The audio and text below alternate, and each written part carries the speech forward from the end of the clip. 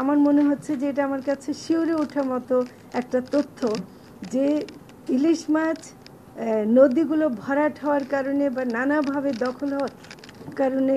যেভাবে নষ্ট হচ্ছে, এই পথটা যদি আমরা ইলিশ মাছকে দিতে না পারি তাহলে ইলিশ নিয়ে বড় বড় কথা বলে কোনো লাভ নেই। বাংলাদেশে ইলিশ মাছ অত্যন্ত একটা মূল্যবান মাছ এবং এটাকে রক্ষা করার জন্য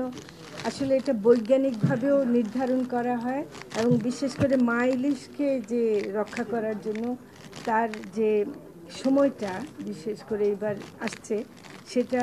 পূর্ণিমা অমাবস্যার সাথে মিলিয়ে আমাদের বিজ্ঞানীরা যেটা পরামর্শ দিয়েছেন তার মধ্যে যে তারিখটা আমরা শেষ পর্যন্ত একমত হয়েছে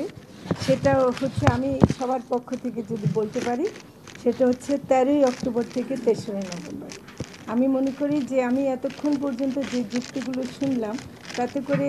যদিও অন্য প্রস্তাব 14 তারিখ থেকে ছিল, কিন্তু যে যুক্তিটা শুনলাম এখানে 1 ঘন্টাও কম বেশি হলে হয়, তো সেজন্য আমরা ঘোষণা দিচ্ছি সবারই সম্মতিক্রমে যে 13ই অক্টোবর থেকে 3রা নভেম্বর এই ইলিশের প্রজনন মৌসুমে যে আহরণ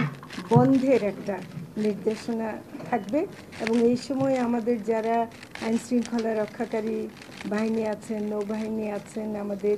কোস্টগার্ড আছেন, আমাদের বিজিবিও আছে এবং যারা যারা জড়িত, এবং এই সময় যেন কোথাও থেকে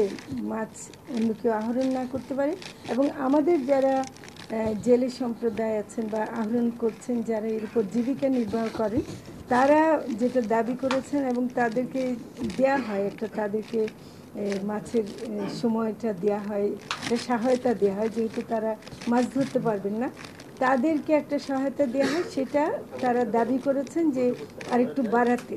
আমরা এখন 25 কেজি চাল দেওয়া হয়, কিন্তু সেটাকে আমরা যদি সম্ভব হয় আমরা আলোচনা করে অবশ্যই বাড়াবো। তো সেটা এবং সেটা আমরা তো আলোচনা করব বলছি রেডিমেড, বাড়ির সাথে। আর যেটা সবচেয়ে বড় কথা আজকের দিনের জন্য গুরুত্বপূর্ণ, আজকে বিশ্ব নদী দিবস, কিন্তু একই সাথে বিশ্ব নদী দিবসে আমরা জানতে পারছি যে ইলিশ মাছ সাগর থেকে নদীতে আসতে পারছে না। এই বিশ্ব নদী দিবসে অনেক কথা উঠবে, কিন্তু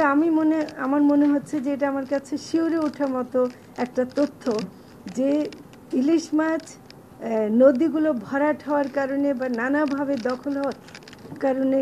যেভাবে নষ্ট হচ্ছে, এই পথটা যদি আমরা ইলিশ মাছকে দিতে না পারি তাহলে ইলিশ নিয়ে বড় বড় কথা বলে কোনো লাভ নেই। তো সেজন্য আমি বলছি যে আজকে আমাদের এই দিকটাও ঠিক করতে হবে। বিশ্ব নদী দিবসে যারা এই নিয়ে পানি সম্পদ মন্ত্রণালয় এবং যারা এ নিয়ে কাজ, নৌ পরিবহন, আপনাদের সবার প্রতি আমার আহ্বান যে নদী পথগুলোকে একটু ঠিক করে দেন, ইলিশ মাছকে আসতে দেন, ইলিশ মাছকে আসতেও দিতে হবে, উনি বললেন যেতেও দিতে হবে। তো ফলে আসা এবং যাওয়ার পথটা ঠিক না রাখলে আমরা কেউ ইলিশ পাবো না।